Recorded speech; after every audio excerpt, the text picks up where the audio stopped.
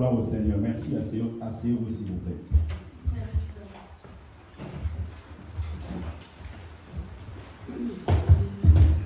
Gloire soit rendue au Seigneur pour ce culte merveilleux qui nous donne de passer. Amen. Amen. Nous bénissons son Saint-Nom. Et sans plus tarder, je nous invite à clôturer l'enseignement que nous avions commencé sur le culte. Nous allons clôturer cela ce dimanche. Clôturer ne veut pas dire que tout a été dit, mais c'est l'essentiel de ce que Dieu voulait que nous puissions entendre pendant cette période et cette saison. Amen. Et par la grâce de Dieu, on pourra continuer dans les prochaines semaines, si il nous le permet. Alors, j'ai un bouquet de passages à nous donner. Si vous pouvez les noter, et ensuite, on va les lire. Je vais nous donner la pensée de Dieu, et ensuite, on pourra prier. Cherchez encore la face du Seigneur. Alors, 2 Corinthiens, chapitre 5, le verset 20.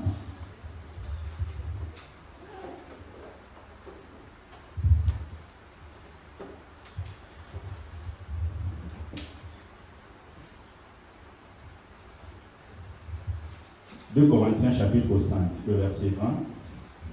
Ensuite, on lira 1 Thessaloniciens chapitre 4, du verset 15 au verset 18. Après, on lira 1 Timothée chapitre 5, le verset 10.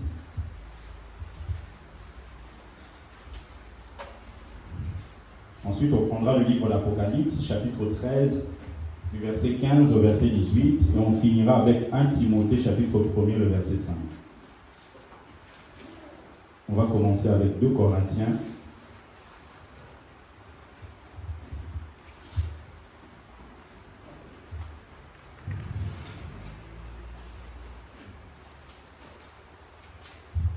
2 Corinthiens, chapitre 5, le verset 20. Je vais lire. La Bible dit, nous faisons donc les fonctions d'ambassadeurs pour Christ, comme si Dieu exhortait par nous. Nous vous en supplions au nom de Christ, soyez réconciliés avec Dieu. Ça c'est 2 Corinthiens chapitre 5, le verset 20. On va prendre le livre de 1 Thessaloniciens.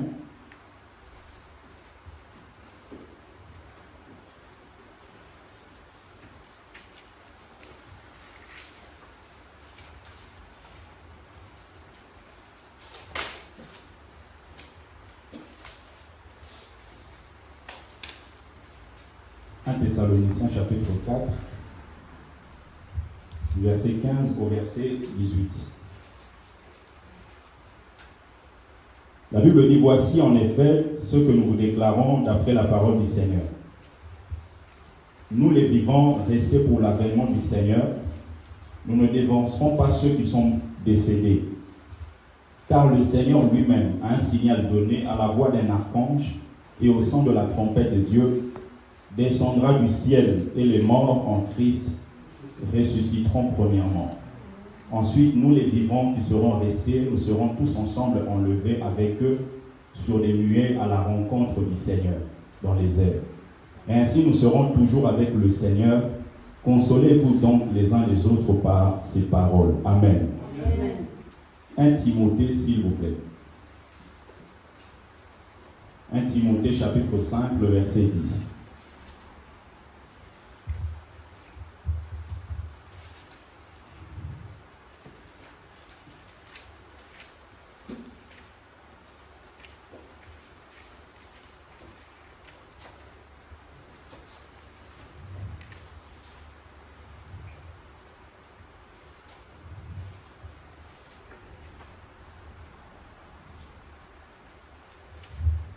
Je vais commencer à partir du verset 9.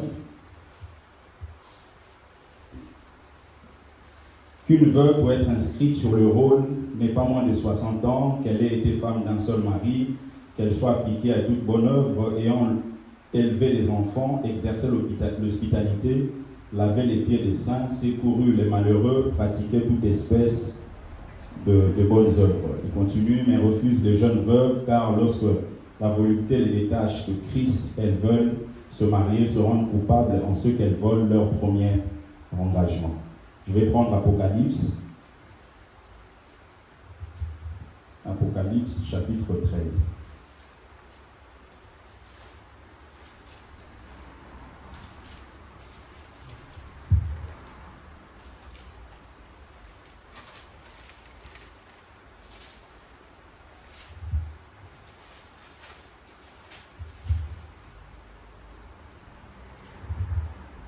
Apocalypse chapitre 13, à partir du verset 15 jusqu'au verset 18. La Bible dit, et il lui fut donné d'animer l'image de la bête, afin que l'image de la bête parle, et qu'elle fasse que tous ceux qui n'adoraient pas l'image de la bête soient tués. Et elle fit que tous, petits et grands, riches et pauvres, libres et esclaves, reçoivent une marque sur leur main droite. Vous pouvez souligner si c'est votre Bible, s'il vous plaît. Une marque sur leur main droite. Vous pouvez souligner aussi, ou sur leur front. Sur leur main droite ou sur leur front. Soit ce sera sur la main droite ou soit ce sera sur le front. Et que personne ne puisse acheter ni vendre sans avoir la marque, le nom de la bête ou le nombre de son nom. C'est ici la sagesse, que celui qui a de l'intelligence calcule le nombre de la bête, car c'est un nombre d'hommes, et son nombre est 666. Amen. Nous terminons avec 1 Timothée, chapitre 1er, le verset 5, s'il vous plaît. 1 Timothée, chapitre 1er, le verset 5.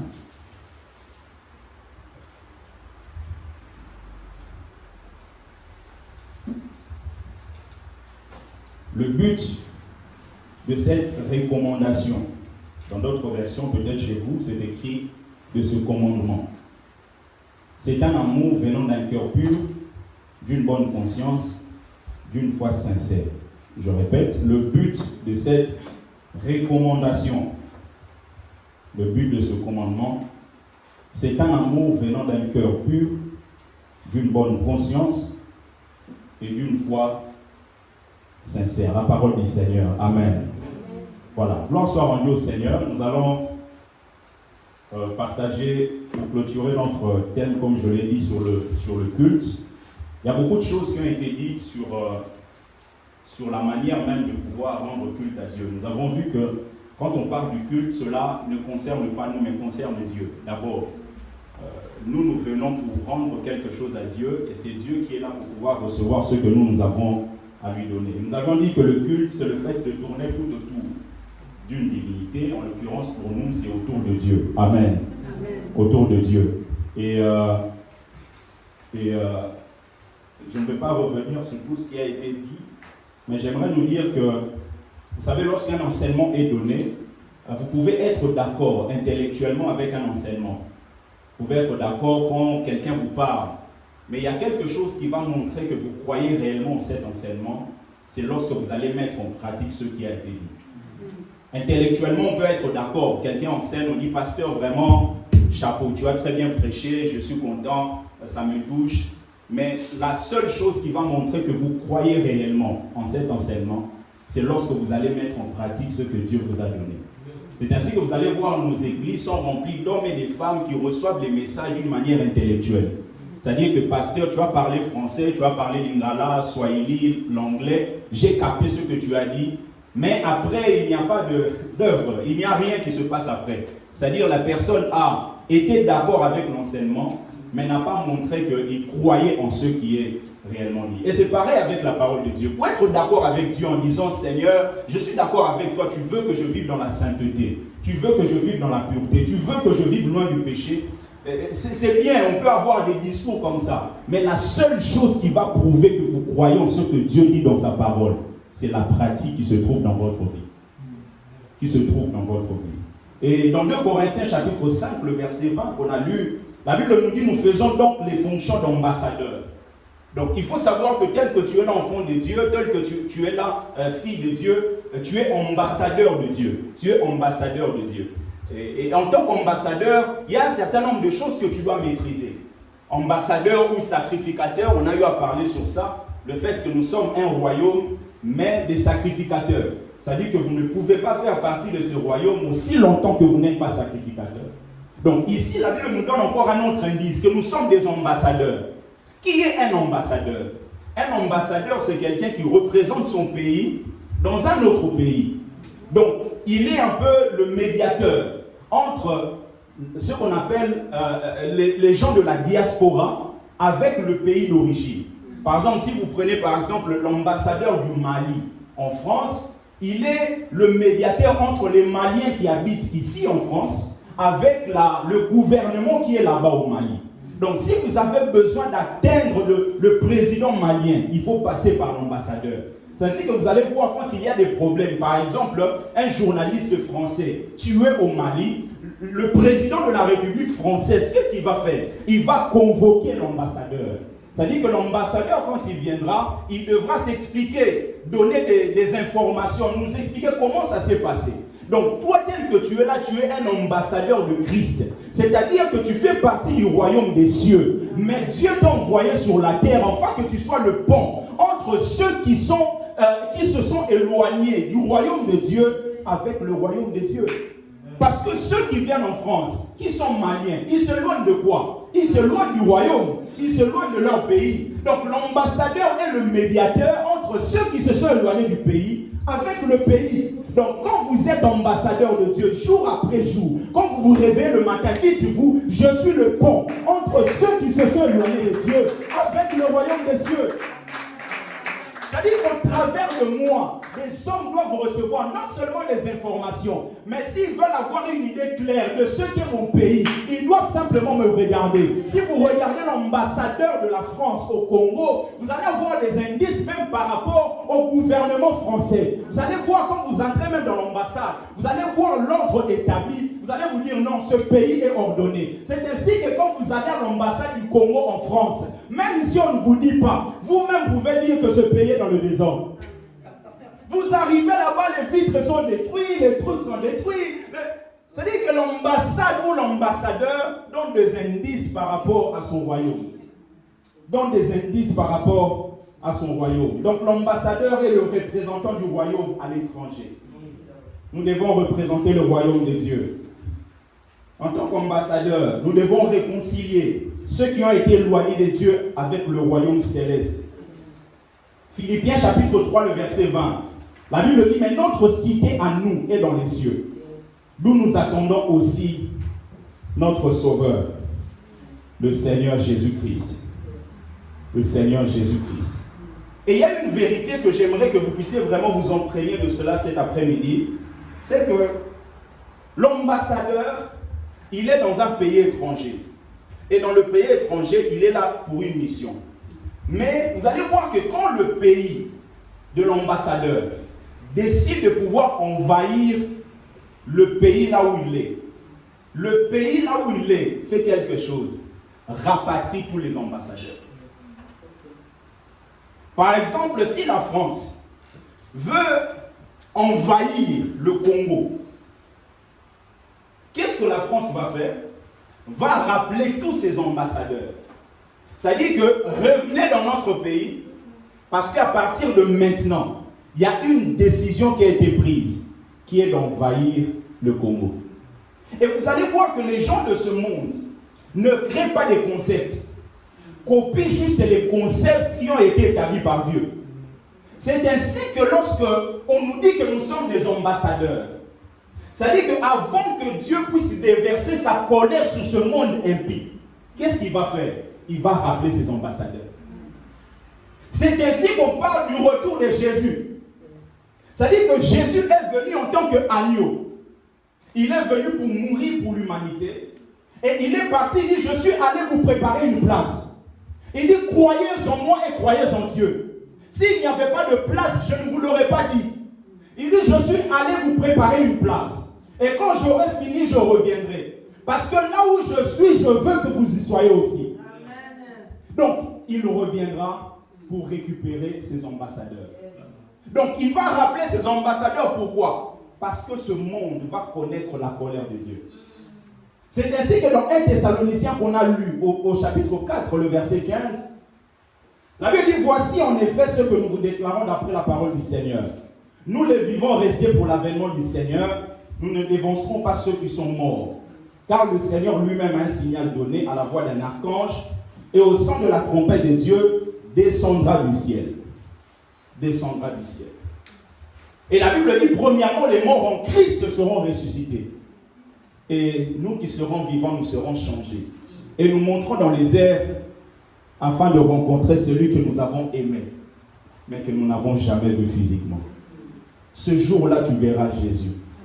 C'est pour cela que j'aime cette chanson qui dit « J'irai là-bas parmi les anges ». Tu peux le chanter. D'Emmanuel me consoler,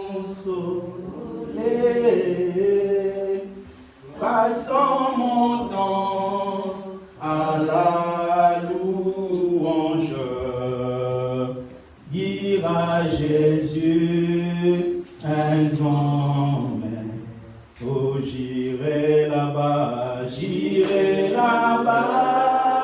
parmi les anges, près d'Emmanuel me consoler, passant mon temps à la louange, dire à Jésus un grand maître. Est-ce que quelqu'un peut acclamer pour le Seigneur?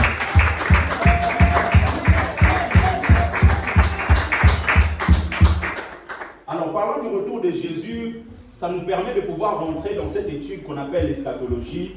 Et pour ceux qui ont déjà lu mon livre, mon premier livre, Édification, vous avez beaucoup plus de détails là-dessus. Je parle de l'introduction à l'eschatologie. J'explique plusieurs choses, mais aujourd'hui, j'aimerais que nous voyions 2-3 choses avant de pouvoir voir la profondeur de la pensée de Dieu de cet après-midi. Alors, lorsqu'on parle de l'eschatologie est composée de 2 mots. Vous avez eschatos et vous avez logie. Eschatos signifie simplement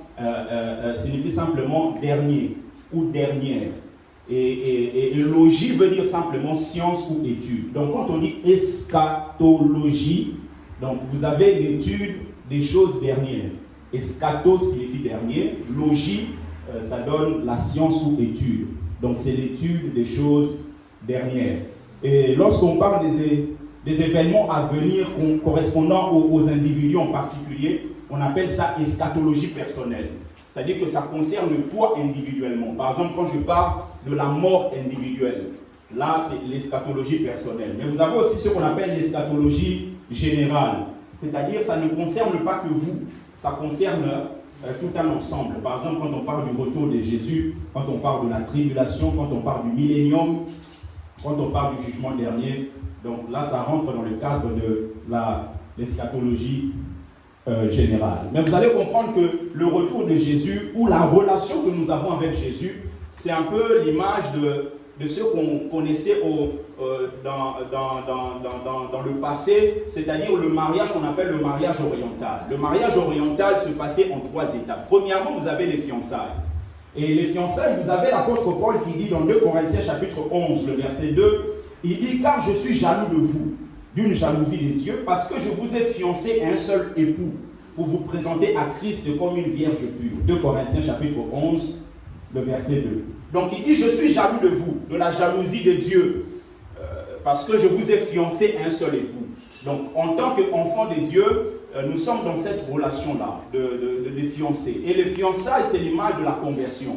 C'est-à-dire que vous ne pouvez pas bénéficier de ce qui sera les noces de l'agneau si vous n'avez pas d'abord été converti. Donc, premièrement, c'est la conversion. C'est le fait de pouvoir se tourner vers tourner vers l'adoration du vrai Dieu. Parce que vous pouvez ne pas avoir signé les pactes avec le diable, mais le fait simplement que vous ne puissiez pas croire au Seigneur Jésus-Christ, vous êtes tourné vers un faux Dieu. Vous êtes tourné vers l'argent, vous êtes tourné vers vos biens matériels, vous êtes tourné vers votre ego personnel, vous êtes tourné même vers des fétiches, vous êtes tourné vers les coutumes et les traditions. Mais quand vous décidez de vivre la conversion, c'est-à-dire que vous vous tournez vers l'adoration du vrai Dieu, vous dites dans votre vie à partir de maintenant, je ne célébrerai plus aucun autre Dieu si ce n'est que celui qui a créé les cieux et la terre. Si ce n'est que lui. Donc, premièrement, les fiançailles. Deuxièmement, une fois que les fiançailles concluent, vous aviez le fiancé qui vient chercher sa fiancée.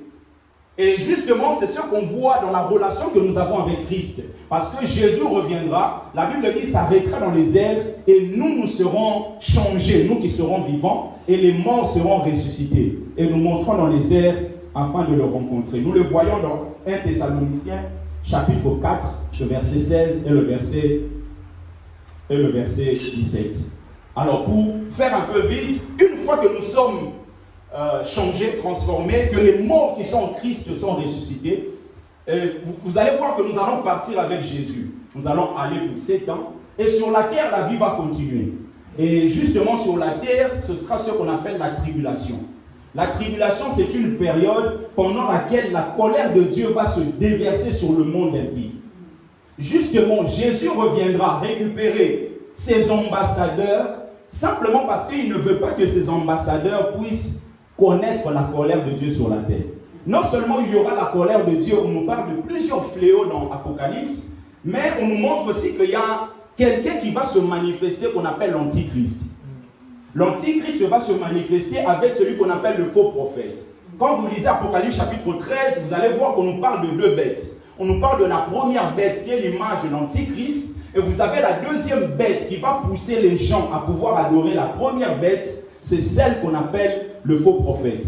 C'est-à-dire que vous aurez 2 dimensions. Vous aurez la dimension ecclésiastique et vous aurez la dimension politique.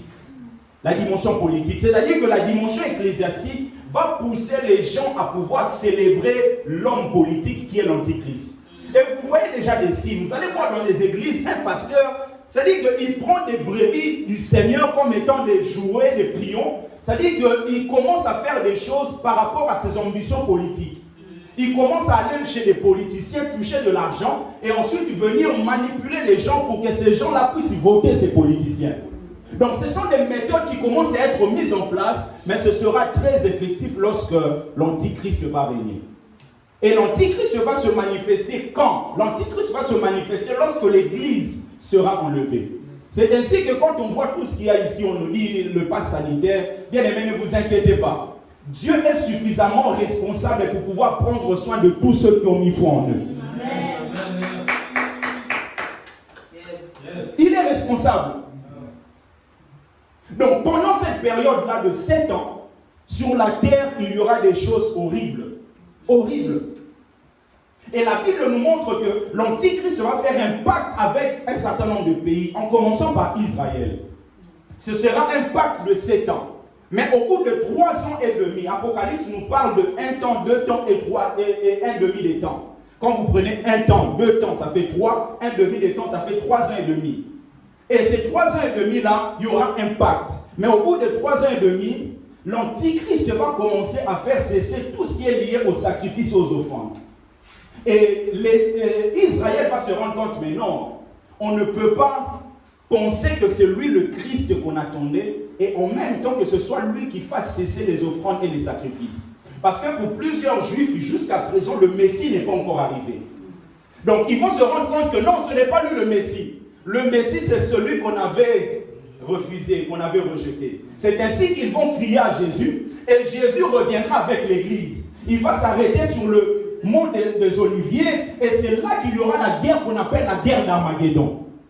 C'est-à-dire que Jésus va mettre fin au ministère de l'Antichrist et du faux prophète.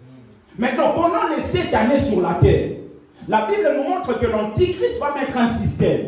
Et le système là consistera à contrôler les hommes. Vous voyez petit à petit dans nos pays, il y a des lois qui sont votées pour pouvoir contrôler les hommes. Et les gens pensent que c'est simplement une progression de la technologie. C'est vrai que la technologie progresse, mais la technologie, le diable l'utilise pour pouvoir arriver à ses fins. Mais ceux qui ne savent pas, le diable peut penser qu'il est en train de pouvoir contourner les choses. Il est simplement sur les voies de ce que Dieu a déjà annoncé depuis des années. Parce que la Bible dit, pendant ce temps, personne ne pourra ni acheter, ni vendre s'il n'a pas le signe de la bête.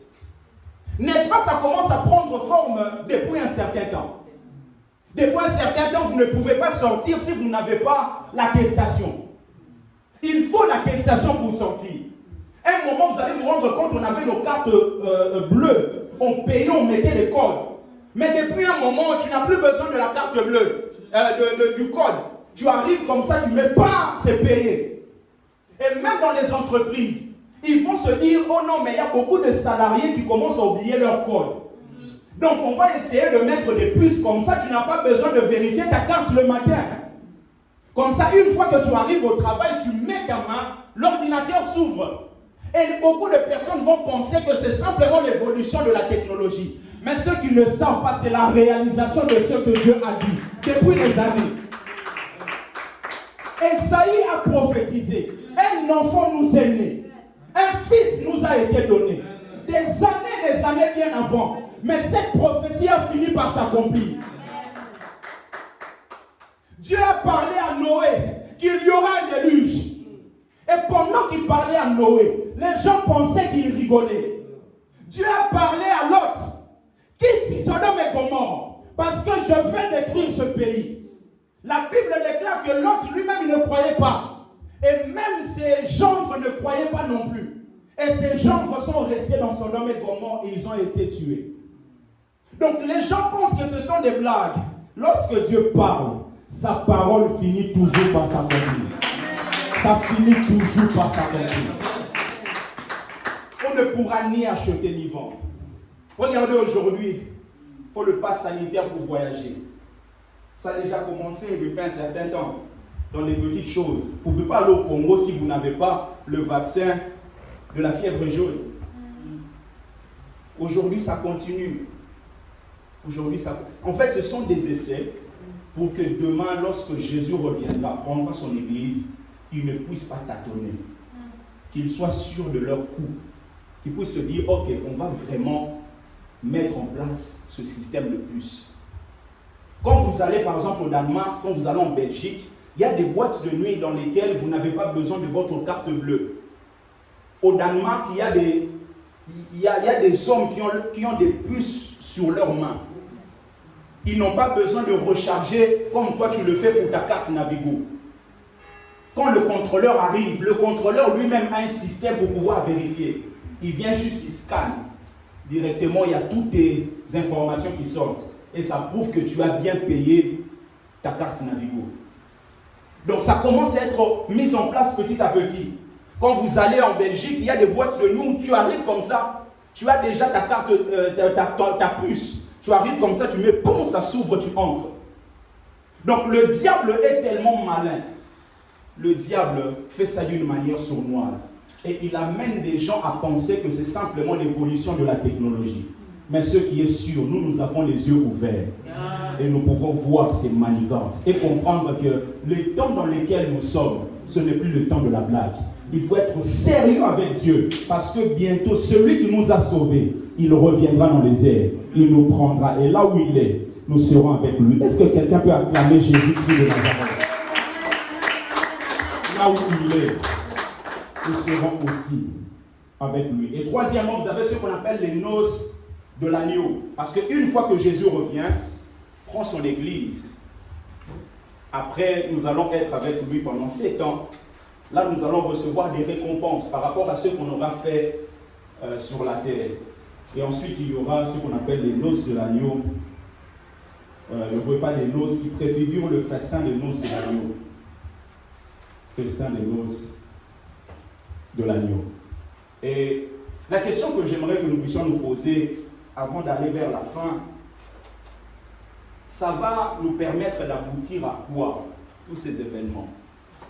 Jésus reviendra, prendra son église, l'Antichrist va se manifester, nous irons au ciel, nous allons recevoir des récompenses, les noces de l'agneau, ça va aboutir à quoi? Ça va aboutir à l'établissement, ce qu'on appelle le royaume de Dieu.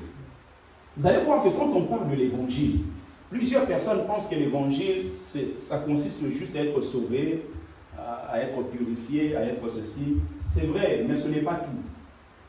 Le rôle ou le but de l'évangile, c'est que le Dieu qui est grand puisse gouverner la race humaine. C'est-à-dire que Jésus, quand il venait, quand il était là, il disait à chaque fois que le royaume des cieux est venu vers vous. Pourquoi? Parce que là, il s'agissait d'une manière invisible. Parce qu'il faut d'abord recevoir le royaume d'une manière invisible avant de pouvoir vivre dans le royaume d'une manière physique. C'est ainsi que Pierre pouvait dire à cet homme, ce que j'ai, je te le donne. Mais qu'est-ce qu'il avait? Il avait le royaume. Parce qu'il sait que dans le royaume de Dieu, les paralytiques n'existent pas. La Bible déclare que quand on sera avec Christ, que ce soit au ciel, que ce soit pendant la Nouvelle Jérusalem, il n'y aura pas d'infirmité. C'est-à-dire que quelqu'un ne dira pas, oh non, mais moi, tu sais, ma bouche, je fais comme ça. Non, il n'y aura plus ça. Parce que la Bible dit, quand il reviendra, nous serons changés. On va revêtir un corps glorieux. Ce corps qui est sans défaut, sans tache. Et le corps que Jésus a eu lorsqu'il a été ressuscité. C'est ainsi que quand il a été ressuscité, même les disciples d'Emmaüs ont confondu. Ils se sont dit, mais ça bouillonnait au-dedans de nous, mais on ne savait pas parce qu'il avait revêtu un corps glorieux. Un corps glorieux. Un corps glorieux.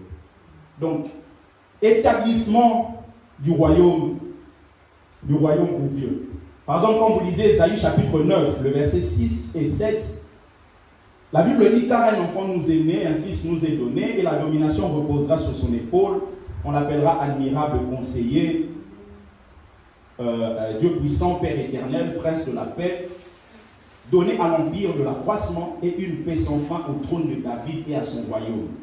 L'affermir et le soutenir par le droit et par la justice, dès maintenant et à toujours. Voilà ce que fera le zèle de l'Éternel des armées. Donc on parle de la paix, mais la paix est associée au royaume. C'est-à-dire que tout celui qui n'accepte pas la gouvernance de Dieu dans sa vie ne vivra jamais la vraie paix. Aussi longtemps que Dieu ne gouverne pas votre vie, n'allez pas vivre la paix. Vous pouvez penser que les choses vont bien, mais non, ça ne va pas bien. Parce que seule la gouvernance de Dieu, parce que la paix dans une nation dépend du gouvernement. La solidité d'une nation dépend du gouvernement. Si vous avez en tête un mauvais gouvernement, les choses qui seront mises en place seront mauvaises. Mais quand vous avez un bon gouvernement, vous allez voir que la paix et la sérénité vont régner dans cette nation. Maintenant, là, il s'agit de Jésus-Christ de Nazareth. Donc, si c'est lui qui gouverne votre vie, bien aimé, vous allez vivre la vraie paix qui puisse exister sur la terre. Qui puisse exister sur la terre. Parce que même le royaume de Dieu, c'est-à-dire que même l'évangile du royaume, c'est le message qui ramène, bien aimé, des choses qui étaient mortes à la vie. Vous allez voir que le message détermine les résultats. En fait, quand vous servez Dieu ou quand vous évoluez avec Dieu, il faut comprendre que vous ne pouvez pas parler d'autre chose et penser vivre autre chose. En fait, le message détermine les résultats. Vous le voyez avec Jésus. Je vous donne ce texte pour ne pas vous dire simplement des théories. Matthieu chapitre 4, le verset 23. Matthieu 4, le verset 23 et le verset 24. Il dit, Jésus parcourait toute la Galilée, enseignant dans les synagogues, prêchant la bonne nouvelle du royaume. Et la bonne nouvelle, c'est l'évangile. La bonne nouvelle du royaume et guérissant toute maladie. C'est-à-dire que quand la bonne nouvelle du royaume est prêchée, il y a des choses qui suivent. C'est-à-dire il y a la guérison de toute maladie. Et toute infirmité parmi le peuple. Là, il dit, sa renommée se répandit dans toute la Syrie. Et on lui amenait tous ceux qui souffraient de malades et de douleurs de divers genres. Des démoniaques, des lunatiques, des paralytiques, et il les guérissait. Il les guérissait quand? Quand la bonne nouvelle du royaume est prêchée. La bonne nouvelle du royaume. Et la bonne nouvelle, c'est que ce Dieu qui nous donne la bonne nouvelle du royaume, qui nous donne l'évangile. Dans l'évangile, vous avez tout ce que vous pouvez chercher. Vous avez la guérison, la restauration. Parce que la bonne nouvelle, c'est la bonne nouvelle. Quelqu'un qui est malade, c'est quoi la bonne nouvelle pour lui? N'est-ce pas la guérison? Quelqu'un qui est dans des difficultés, c'est quoi la bonne nouvelle? N'est-ce pas avoir des solutions? Ben justement, si vous avez tout ce que vous pouvez avoir, bien aimé, associez-vous au message de l'évangile. Comme c'est une bonne nouvelle, vous allez témoigner la grandeur de Dieu. Parce que la bonne nouvelle, c'est la bonne nouvelle. C'est la bonne nouvelle. C'est la bonne nouvelle. Et justement, le but de tout ce qui peut être dit, c'est-à-dire le commandement de Dieu, la Bible nous montre que c'est le fait d'avoir un cœur pur, une conscience pure, etc. Le texte qu'on a lu dans 1 Timothée. Le but du commandement, c'est un amour venant d'un cœur pur, d'une bonne conscience et d'une foi sincère. Alors, quand on parle du culte, vous allez voir qu'il y a des choses que Dieu a mis en place, que vous ne pouvez pas passer outre, que vous ne pouvez pas aller au-delà, vous ne pouvez pas dire « moi je ne savais pas ». Et vous allez vous rendre compte que quand un ordre est donné, vous ne pouvez pas dire, par exemple, quand vous êtes dans l'armée, que je ne savais pas que l'ordre a été donné. En fait, quand l'ordre est donné. D'ailleurs, même dans la dimension de la loi, on dit que personne ne peut dire qu'il ignore la loi, n'est-ce pas? Vous ne pouvez pas dire que non, mais l'Assemblée nationale a voté une loi la nuit, et vous faites le contraire ici, et dites aux policiers, non, mais voilà, c'était la nuit, moi je ne savais pas. Non. En fait, au moment où la loi est votée, la loi s'applique à tout celui qui vit sur le territoire. Maintenant, quand on parle du commandement, j'aimerais que nous puissions terminer là. Nous voyons 5 domaines différents. Et justement, c'est là que je vais chuter par rapport à mon message. Il dit le but du commandement, c'est une charité venant d'un cœur pur. Premièrement, vous pouvez noter, c'est le domaine militaire. Le domaine militaire. Et dans le domaine militaire, nous voyons le commandement donné par un général à ses hommes de troupe. Et vous vous rendez compte que le chrétien est un soldat. La Bible dit dans 2 Timothée chapitre 2, le verset 3, l'apôtre Paul parlant à son fils dans la foi Timothée, il dit « Souffre avec moi comme un bon soldat de Jésus-Christ ». Et ce que j'aime parmi les caractéristiques d'un soldat, vous avez premièrement l'engagement. Un soldat, c'est quelqu'un qui s'est engagé. Vous ne pouvez pas dire non, mais voilà, moi, c'est pas coïncident, je me retrouve dans l'armée française. Non. Quand vous êtes dans l'armée française, c'est parce que vous vous êtes engagé. Et en tant qu'enfant de Dieu, quand on nous dit que nous sommes des soldats en Jésus, bien aimé, il faut chaque jour réaliser que vous avez pris un engagement. Et c'est là d'ailleurs qu'on parle du baptême. Parce que le baptême, c'est simplement l'engagement d'une bonne conscience. Ça dit que vous avez accepté Jésus, mais vous l'avez accepté peut-être dans votre chambre. Vous l'avez reçu dans votre chambre. Mais pour pouvoir montrer au monde invisible, pour pouvoir montrer même aux démons, aux sorciers, pour pouvoir montrer à toute l'église que vous avez pris un engagement, qu'est-ce que vous allez faire? Vous allez décider de pouvoir demander le baptême. Et le baptême, c'est un signe qui prouve votre engagement.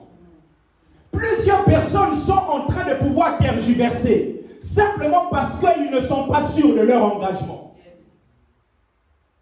Un homme qui prend conscience de l'engagement, le jour où il a été devant le pasteur, il avait dit à sa femme, jusqu'à ce que la mort nous sépare, cet homme ne peut pas un jour se réveiller comme ça et dire, je ne te sens plus. Il va continuer parce qu'il est sûr de l'engagement qu'il avait pris. Jour après jour, nous sommes face à des hommes qui prennent à la légère leur engagement.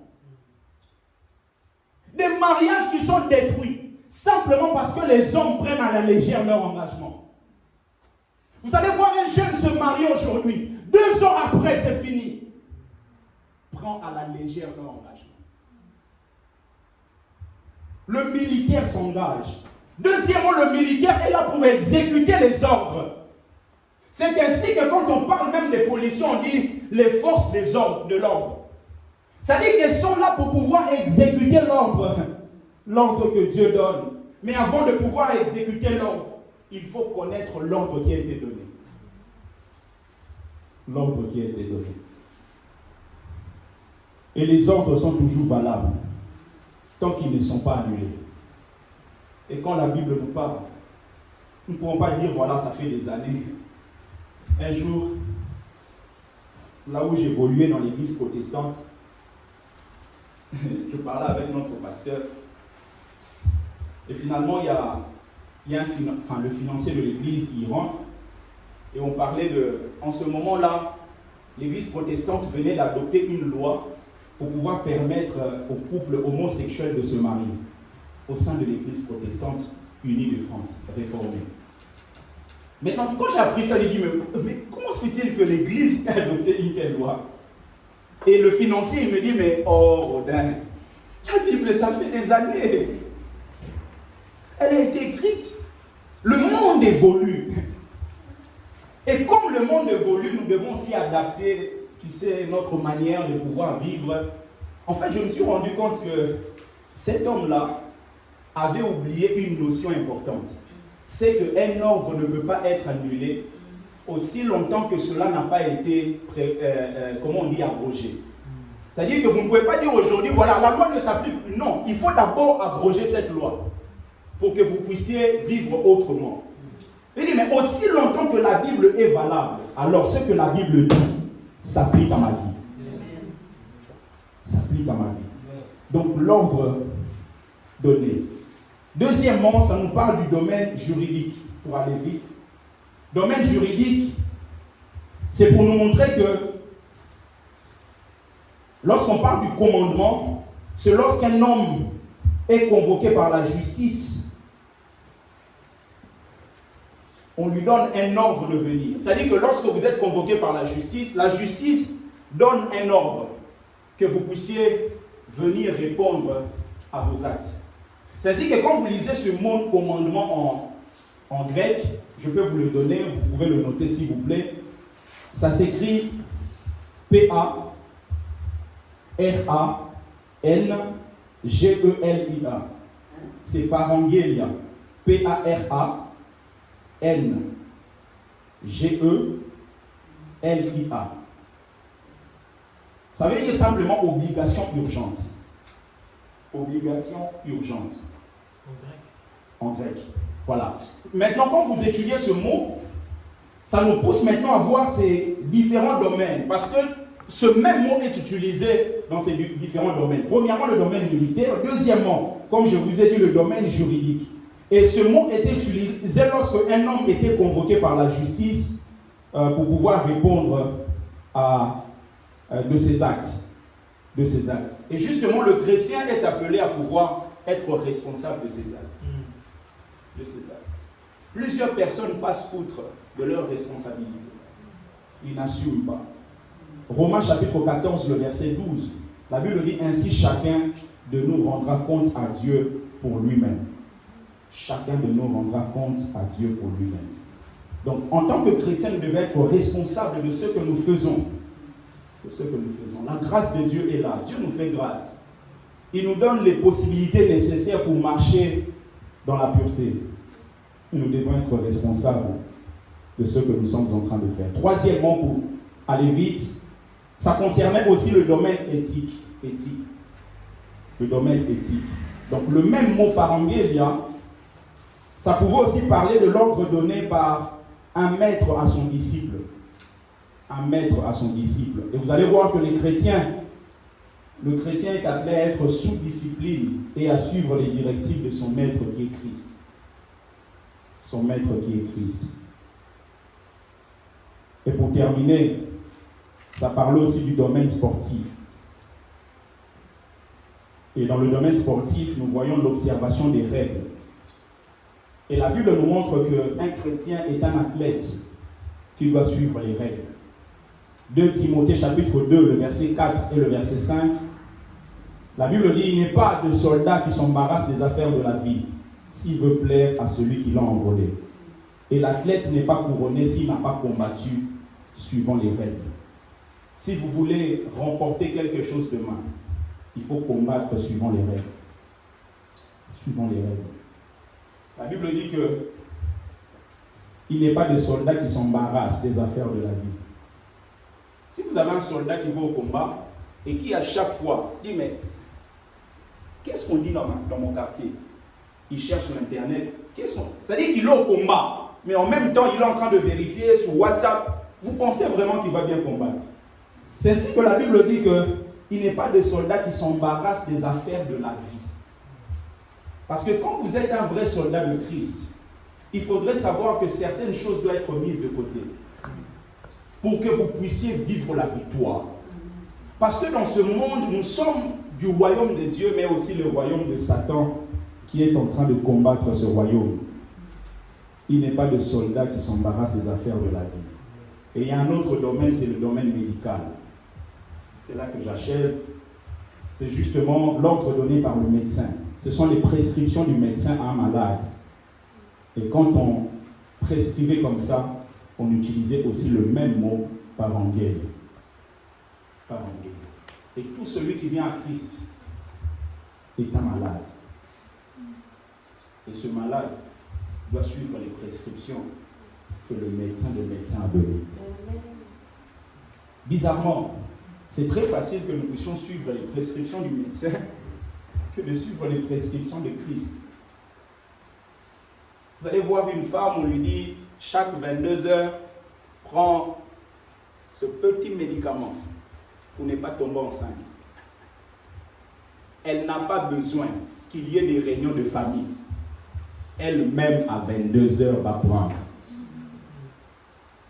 Vous allez voir un homme, on lui dit, chaque matin, il faut appliquer ce médicament ici, parce que sinon tu ne joueras plus au foot. Il n'a pas besoin que le pasteur lui envoie un texto. Lui-même, le matin, il applique. Mais quand il s'agit de Dieu, des fois, nous mettons ça de côté. Parce que ça ne nous parle pas trop. On se dit, voilà, Dieu, il est là, voilà. Alors que ce que Dieu nous demande, c'est de suivre ses prescriptions. Parce que c'est lui qui est le véritable médecin.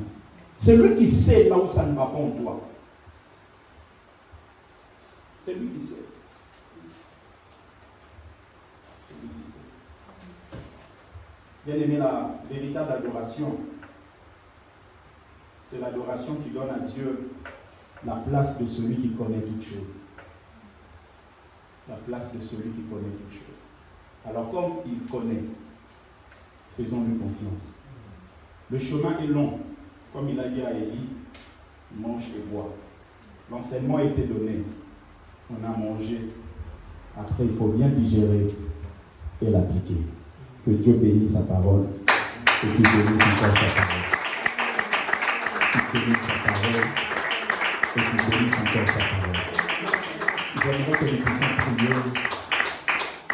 Si on peut se mettre debout, s'il vous plaît.